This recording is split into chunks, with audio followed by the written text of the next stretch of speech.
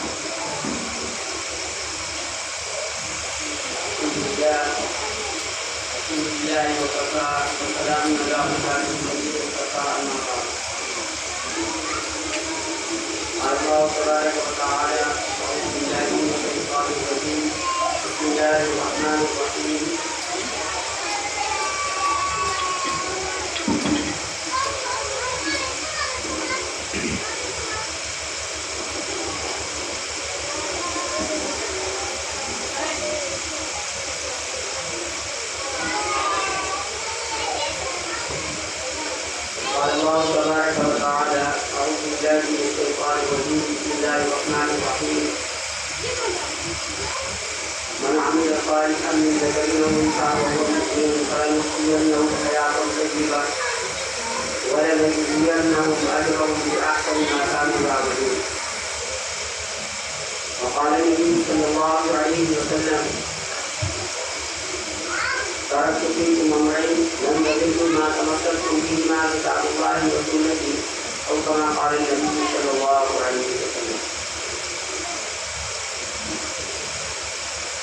محترم بزرگوں، دوستوں اور عزیز طلباء،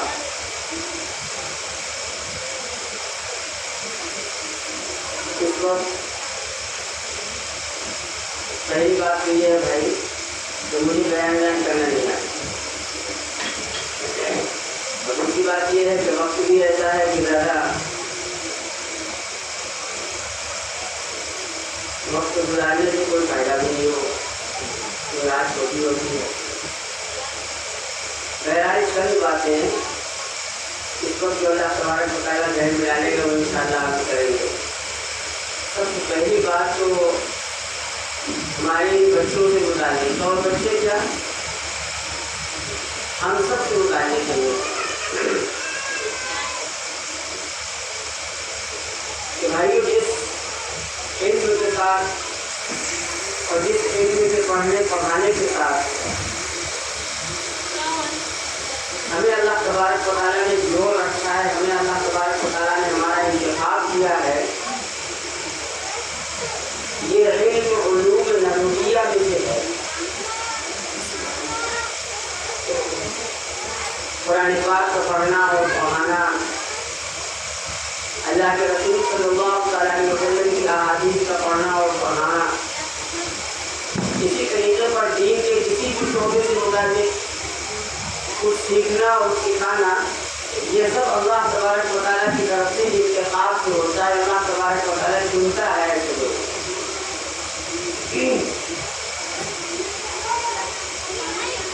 تو بھائیو جب اللہ تبارک و تعالیٰ نے ہمارا انتخاب کیا ہے ایسے عظیم کام کے لیے، تو ہمیں بھی اس انتخاب کی قدر کرنی چاہیے. اللہ نے ہمیں چنا ہے تو اللہ تبارک و تعالیٰ کی طرف سے بھی ہمارا انتخاب ہے، یہ چننا ہے، اس کی ہمیں قدر کرنی چاہیے.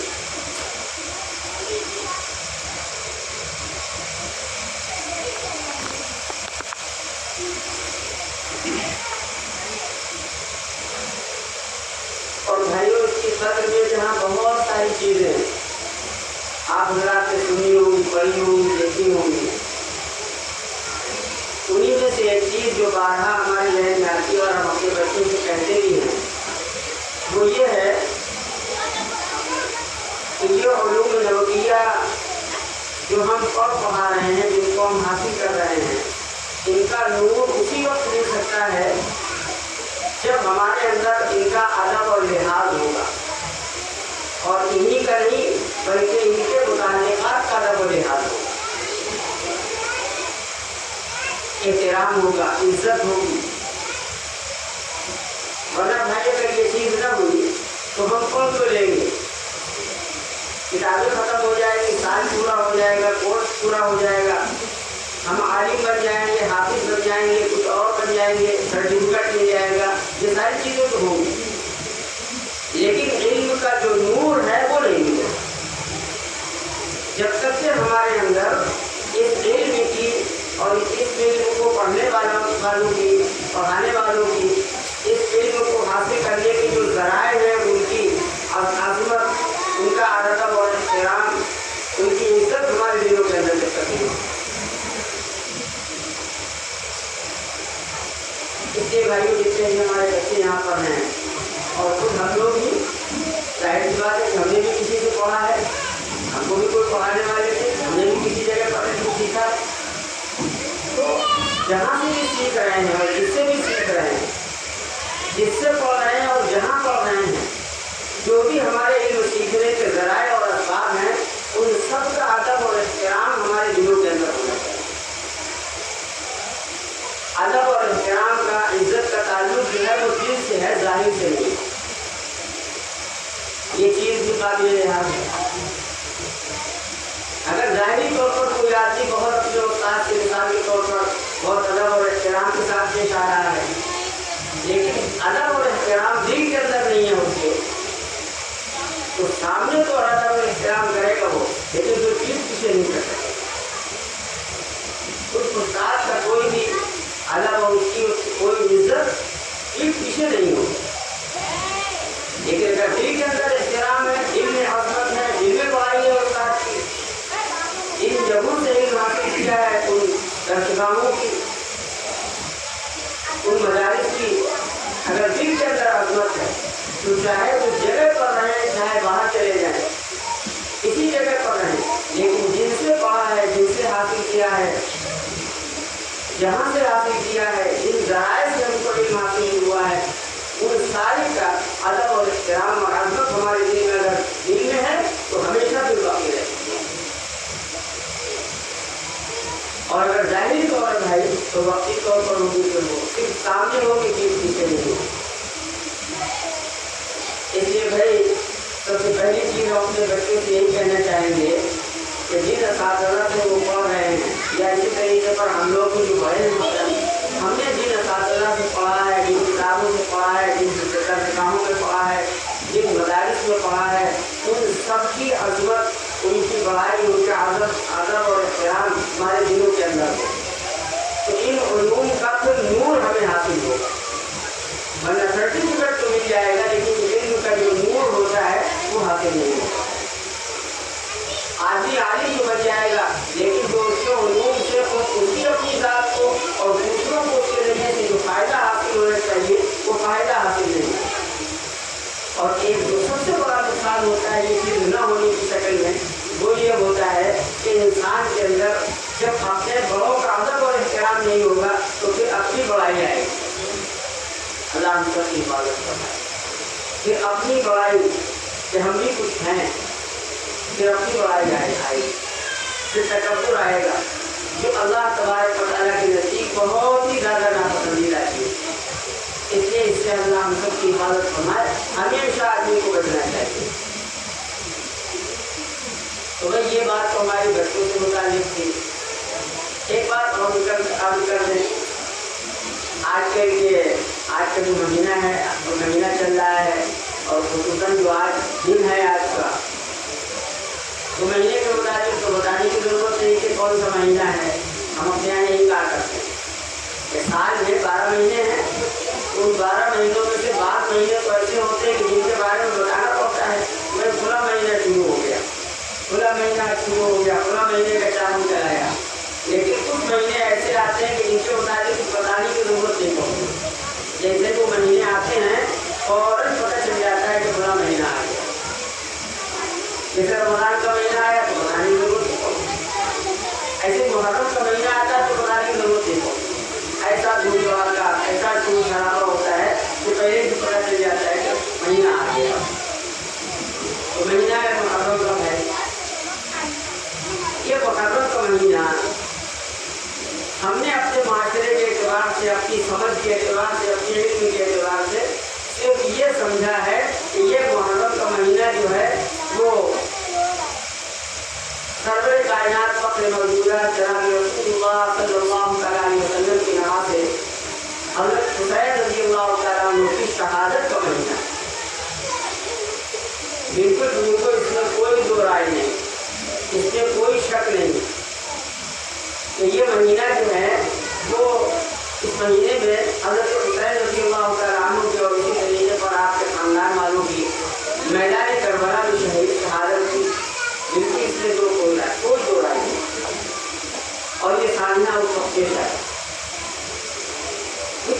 ہم صرف اسی نسبت سے اس مہینے کو پہچانتے ہیں، اپنے معاشرے کے اعتبار سے دیکھیں، اپنے سماج اور اپنے ماحول کے اعتبار سے دیکھیں تو محرم کا مہینہ جو پہچانا جاتا ہے وہ صرف اسی نسبت سے، حضرت حسین رضی اللہ تعالیٰ عنہ کی شہادت کے نسبت سے، بس اس کے علاوہ کوئی نہیں۔ حالانکہ بزرگوں اگر غور کیا جائے تاریخ کا اور اسی طریقے پر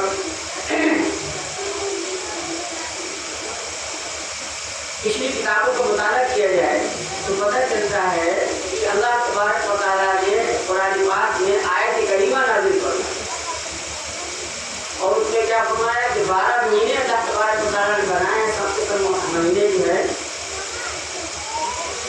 اللہ کے بنائے ہوئے ہیں، منہا اربعۃ حرم، لیکن ان میں سے 4 مہینے ایسے ہیں جو قابل احترام ہیں، 4 مہینے ایسے، اور وہ 4 مہینے کون کون سے قرآن پاک کے اندر تھے، وہ 4 مہینے ایسے ہیں جو قابل احترام ہیں، کون کون سے؟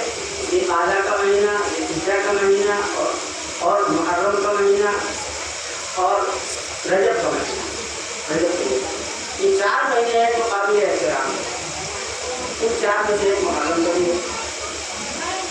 اسلام آنے سے پہلے زمانے جاہلیت میں بھی یہ مہینے جو ہے قابل احترام سمجھے جاتے ہیں کہ ان مہینوں کے اندر قتل و قتال، لڑائی جھگڑا وغیرہ سب لوگ چھوڑ دیتے ہیں، تو یہ مہینے 4 محترم ہیں، ان میں نہیں کریں گے، اس وقت چھوڑ دیتے ہیں۔ اسلام آنے کے بعد اللہ کے رسول صلی اللہ علیہ وسلم کے ذریعے سے ان مہینوں کی اور بھی زیادہ فضیلت اور بڑائی ابتدائی ہوئی ان مہینوں کی، چنانچہ محرم کے مہینے کے متعلق اللہ کے رسول صلی اللہ علیہ وسلم نے کئی احادیث بنائی۔ محرم کے مہینے کو اللہ کے نبی صلی اللہ علیہ وسلم نے شہر اللہ، اللہ کی نسبت کر کے اس مہینے بیان کیا، یہ اللہ کا مہینہ، یہ فضیلت بیان فرمائی نبی کریم صلی اللہ علیہ وسلم۔ محرم کے مہینے کے متعلق فرمایا کہ اگر کوئی شخص رمضان کے علاوہ کسی اور مہینوں میں روزہ رکھنا چاہے تو وہ محرم کے مہینے کا روزہ رکھے۔ ایک موقع پر اللہ کے نبی صلی اللہ علیہ وسلم نے ارشاد فرمایا کہ محرم کے مہینے کا ایک دن کا روزہ 30 دنوں کے روزے کے برابر ہے، ثواب کے اعتبار سے 30 دنوں کے برابر، یعنی 30 کے روزے کی فضیلت بیان فرمائی محرم کی۔ اللہ کے رسول صلی اللہ علیہ وسلم جب ہجرت کر کے مکہ معظمہ سے مدینہ منورہ تشریف لے گئے تو آپ نے وہاں دیکھا کہ یہود جو وہاں آباد تھے، یہود یوم عاشورہ یعنی محرم کی 10ویں تاریخ کو روزہ رکھتے ہیں، تو آپ نے پوچھا کہ بھائی آپ لوگ اس دن میں روزہ کیوں رکھتے ہیں؟ تو فرمایا کہ ان لوگوں نے جواب دیا کہ آج کا دن ہمارے یہاں بہت ہی زیادہ قابل احمد ہے، بہت ہی متبادر دن ہے، اس لیے کہ آج کے دن میں اللہ تبارک و تعالیٰ نے حضرت موسیٰ علیہ السلام کو اور بنی اسرائیل کو فرعون کے پنجے سے نجات دی اور فرعون کو غرق کیا، تو آج کے دن کو ہمارے لیے بڑا متبادر ہے، اس لیے ہم روزہ رکھتے ہیں۔ اللہ کے نبی صلی اللہ علیہ وسلم نے ارشاد فرمایا کہ حضرت موسیٰ علیہ السلام کے ماننے والے تو ان سے زیادہ ہیں، لہذا آپ نے بھی ان سے روزہ رکھا اور صحابہ کرام رضوان اللہ تعالیٰ علیہ اجمعین کو بھی روزہ رکھنے کا حکم فرمایا، اور فرمایا اگلے سال اس ایک روزے کے ساتھ یعنی 10ویں محرم کے روزے کے ساتھ ایک اور روزہ ملا لینے کا آپ نے حکم دیا تاکہ یہود کی مشابہت نہ ہو، کیونکہ وہ ایک روزہ صرف رکھتے تھے 10ویں محرم کا، इसलिए आपने उसके साथ मुझे दिया कि 10वीं के साथ साथ 9 का या इसी तरीके पर 10वीं के साथ साथ 11 मुहर्रम का रोजा एक रोजे को मिला करके रखा जाए, यानी एक नहीं बल्कि 2 रोजे रखे, 9 10 का या 10 11, ताकि यहूद के साथ पेशाब न हो। एक मौके पर फरमाया था कि रसूल सल्लल्लाहु अलैहि वसल्लम ने इस महीने का रोजा यौम आशूरा का रोजा जो है 10वीं मुहर्रम का, ये एक साल के गुनाहों का कफारा है। ये एक साल के गुनाह अल्लाह तबारक व तआला इस रोजे की बरकत से माफ फरमा देता है। तो बिल्कुल इस तरीके पर इस्लाम आने के बाद अल्लाह के रसूल सल्लल्लाहु अलैहि वसल्लम ने इस महीने की फजीलत बयान कर रोजा रखने का हुक्म दिया। 10वीं तारीख के मुताबिक यौम आशूरा के मुताबिक फरमाया कि जो शख्स हदीस पाक का मफ़हूम है कि जो शख्स यौम आशूरा को मुहर्रम की 10वीं तारीख को अपने अहल व अयाल के रिस्क में फराहमी करे, यानी वुसअत और गुंजाइश के साथ खूब फरामानी के साथ उनको खिलाए पिलाए, और मैं अल्लाह तबारक व तआला उसके रिस्क में पूरे साल फरामानी फरमाता है। यानी गोया कि अपने घर के खाने पीने की चीज़ों में और इसी तरीके पर अपने घर के फ़ायदात के उस दिन खूब खुशहाली वुसअत के साथ आदमी काम अपने अज़ा अक़रबा को भी, अपने मिले जुलने वालों में भी। अल्लाह के नबी सल्लल्लाहु अलैहि वसल्लम जो फजीलत है उनको यौम आशूरा की और इसी तरीके पर मुहर्रम के महीने की। अब हम एक नज़र अपने माशरे पर गिराएं। एक तरफ तो अल्लाह के नबी सल्लल्लाहु अलैहि वसल्लम के ये इरशादात हैं, मुहर्रम और यौम आशूरा के मुताबिक आप अलैहिस्सलाम की ये तालीमात हैं, ये फ़ज़ाइल हमने आपको बयान फरमाए। और दूसरी तरफ हमारा माशरा क्या कहता है? हमारा माशरा कहता है मुहर्रम का महीना गम का महीना है, मुहर्रम का महीना मातम का महीना है, मुहर्रम का महीना ताज़ियत का महीना है, मुहर्रम के महीने में चूल्हा उलट देने का महीना है, 10वीं नवी मुहर्रम को खाना नहीं पकेगा। ये सारी ये हमारे माशरे में, हमारे घरों में, हमारे ख़ानदान में, हमारे रिश्तेदारों में, हमारे समाज में फैली हुई है। अब देखो हम गौर करें यही कितना उल्टा है मामला, कितनी उल्टी चीज़ें हमारे माशरे के अंदर आती हैं। अल्लाह के नबी सल्लल्लाहु अलैहि वसल्लम को तालीम दे रहे हैं कि इस दिन अपने घर वालों के, अपने अहल व अयाल के रिस्क में खाने पीने की चीज़ों को वुसअत से काम लो, फरावानी से काम लो। और हमारे यहाँ क्या कह रहा माशरा कि नहीं चूल्हा उलट दिया जाएगा, चूल्हा नहीं जलेगा।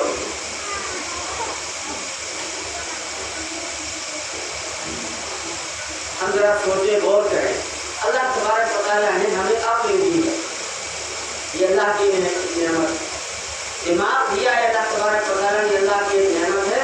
इसी दिमाग और अक्ल की बुनियाद पर कितनी कितनी चीज़ें इंसान ने बना डाली। जिस चीज़ में मेहनत की उसमें इब्तिदा से लेकर इंतहा तक पहुँच गया। अगर लोहे पर मेहनत की तो कहते हैं ना, तो सुई से लेकर हवाई जहाज तक बना दिया।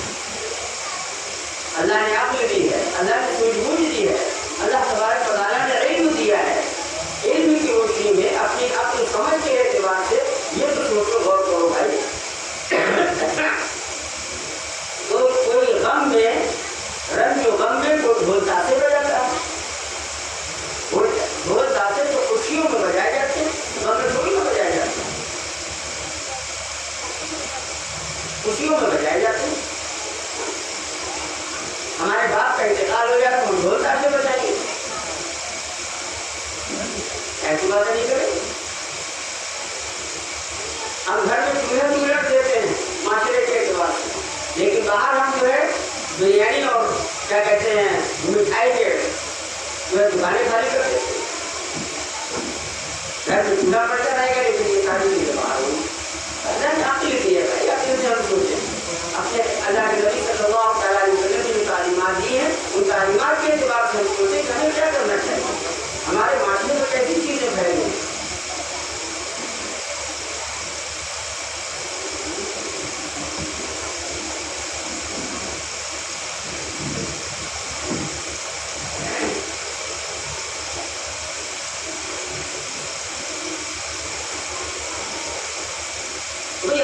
صلی اللہ علیہ وسلم، ان کی امت میں ہمیں بجا طور پر امت کے ہونے پر فخر ہے۔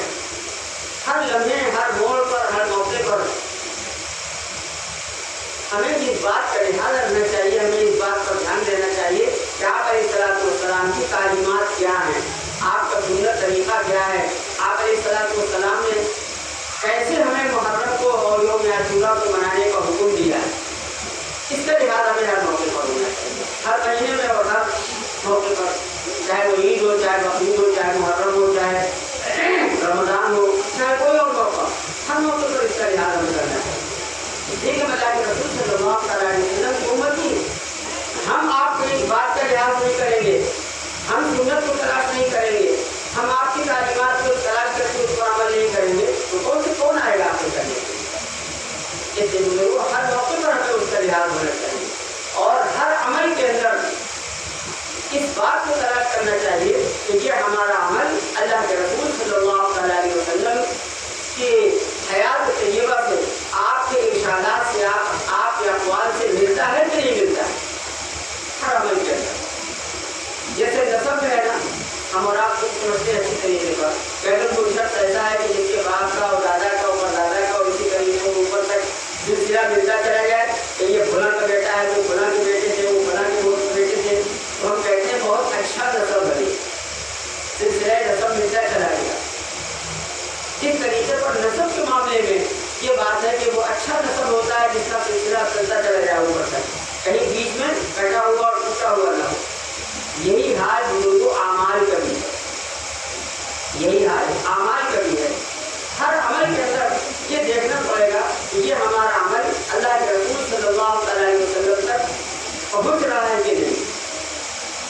آپ علیہ السلام نے اس کو کیا ہے، صحابہ کو اس کی تعلیم دی ہے، صحابہ نے اس کو سیکھا ہے، صحابہ نے دوسروں کو سکھایا ہے کہ نہیں۔ اگر یہ عمل ہمارا وہاں تک پہنچ رہا ہو تب تو وہ عمل ٹھیک ہوگا، سنت ہوگا، شریعت کے مطابق ہوگا، اللہ تبارک و تعالیٰ کی بارگاہ میں قابل قبول ہوگا، اور اللہ تبارک و تعالیٰ اس پر اجر و ثواب عطا ہوگا۔ اور بھائی اگر کوئی عمل ہمارا ایسا ہے جو اللہ کے رسول صلی اللہ علیہ وسلم تک نہیں پہنچتا ہے، درمیان میں سلسلہ ٹوٹ جاتا ہے، 10-20 سال 100-200 4 سال تک چلتا ہے، اس کے بعد آگے کوئی بھی اس کا سراغ نہیں ملتا، تو پھر اس کا مطلب یہ ہے کہ وہ اللہ کے نبی صلی اللہ علیہ وسلم سے وہ عمل ثابت نہیں ہے، وہ کہیں گڑبڑ ہے۔ اور ظاہر سی بات ہے جو عمل اللہ کے نبی صلی اللہ علیہ وسلم سے ثابت نہیں ہوگا، آپ کے ارشادات، آپ کی تعلیمات اور آپ کی سنت کے مطابق نہیں ہوگا، وہ اللہ تبارک و تعالیٰ کی بارگاہ میں قابل قبول بھی نہیں ہوگا، اور اسی طریقے پر اس پر کوئی اجر و ثواب بھی نہیں ملے گا۔ اس لیے ہر عمل کے اندر ہمیں اس کا لحاظ رکھنا ہوگا، اور اگر ہم نے اس کا لحاظ رکھ لیا ہر عمل کے اندر تو پھر فائدہ کیا ہوگا نظر گنوا لیں۔ اگر ہم نے ہر موقع پر اس کا لحاظ رکھا، ہر عمل کے اندر اس کا خیال رکھا، اس کی تحقیق کی، تو فائدہ یہ ہوگا کہ ہمارا ہر عمل عبادت بن جائے، ہمارا ہر کام عبادت بن جائے گا، ہمارا سونا عبادت ہوگا، ہمارا جاگنا عبادت ہوگا، ہمارا کاروبار کرنا عبادت ہوگا، ہمارا اپنے بیوی بچوں کے لیے کمانے جانا عبادت ہوگا، ملازمت کرنا ہمارا عبادت ہوگا، حتیٰ کہ اپنی ضروریات کا پورا کرنا بھی ہمارے لیے عبادت بن جائے گا، وہ بھی سب ہمارے لیے بات جب اس بات کا لحاظ ہوگا ہمارے اندر کہ اللہ کے رسول صلی اللہ علیہ وسلم کی تعلیمات کیا، تو یہ سارے اعمال ہماری عبادت بن جائیں گے، اور جب عبادت بن جائیں گے بزرگوں تو پھر ہمارے اس دنیا میں پیدا کرنے کا جو مقصد ہے، مقصد زندگی جو ہے وہ پورا ہوگا۔ اس لیے کہ دنیا میں آنے کا اور اللہ تبارک و تعالیٰ نے جو پیدا کیا ہے جو ہے اس کا مقصد زندگی ہی بندگی، دنیا میں پیدا کرنے اور بھیجنے کا مقصد ہی اللہ تبارک و تعالیٰ کی بندگی ہے، اور وہی ہم پھنسے ہوئے ہیں گندگی میں، بس یہی طرح اللہ نے پیدا کیا اور بھیجا ہے بندگی کے لیے، اور ہم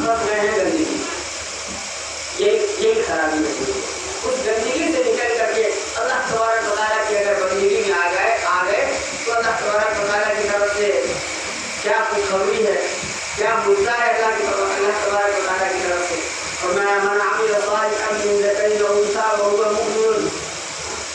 تو جو ایمان والا ہے وہ عمل صالح اگر کر رہا ہے، نیک عمل کر رہا ہے، اور نیک عمل کون سا ہوتا ہے؟ وہی جو اللہ کا حکم ہو اور جناب محمد رسول اللہ صلی اللہ علیہ وسلم کا طریقہ. تو فرمایا فَلَنُحْيِيَنَّهُ حَيَاةً طَيِّبَةً، تو ہم اس کو بہترین زندگی عطا کریں گے، ہم اس کو بہترین زندگی عطا کریں گے. وَلَنَجْزِيَنَّهُمْ أَجْرَهُمْ بِأَحْسَنِ مَا كَانُوا يَعْمَلُونَ، دنیا میں بہترین زندگی اور آخرت میں فرمایا جو کچھ وہ اعمال دنیا میں اس نے کیے ہیں اس سے کہیں بدل جا بہتر ہم اس کو جزاؤں کا ملا دیں. اور ایک موقع پر فرمایا وَلَيُبَدِّلُنَّهُم مِّن خَوْفِهِمْ أَمْنًا، کہ ہم اس کی خوف کی حالت کو امن کی حالت کے ساتھ کریں گے. ہر انسان کے ہر مومن کے جو ہمارے صالحہ میں لگا ہوا ہوگا اس کی خوف کی حالت کو امن کی حالت کے ساتھ فرمایا کریں گے. یہ سب اللہ تبارک و تعالیٰ کی طرف سے انصاف اور فرمان ہے اور ہوتا ہے خوشخبری ہے ایمان والوں کے لیے، ہمارے صالحہ کرنے والوں کے لیے، اللہ کے رسول صلی اللہ علیہ وسلم کی تعلیمات کے مطابق زندگی گزارنے والے ہیں. اللہ ہم سب کو صحیح سمجھ اور عمل کی توفیق عطا فرمائے. باقی دعوانا الحمدللہ.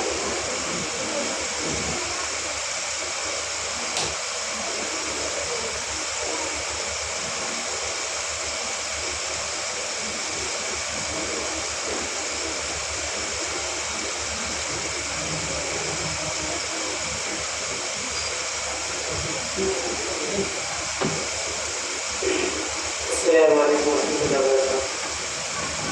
یہ تھے ہمارے مربی استاد الحاج مولانا سمیر صاحب دامت برکاتہ. اکثر کو اپنی نورانی اور انسانی بیانات سماعت فرما رہے تھے. اور سب لوگ ہم سب کو یہ چاہیے کہ ان بیان پر عمل کریں اور اپنی زندگی کو اللہ کے نبی صلی اللہ علیہ وسلم کے طریقے اور نہج پر گزاریں. ہم عمل کریں گے تو یقیناً ہم کو یہاں بھی فائدہ ملے گا اور وہاں بھی فائدہ ملے گا. ہم لوگ آئے ہیں، مسافر ہیں، اس مسافرت کی سفر کو طے کر کے یقیناً ہم لوگ یہاں سے چلے جائیں گے تو ہمارے دونوں جہاں بھی بن جائے گی. اللہ تعالیٰ ہم سب کو کہنے سننے سے زیادہ عمل کی توفیق عطا فرمائے. السلام علیکم.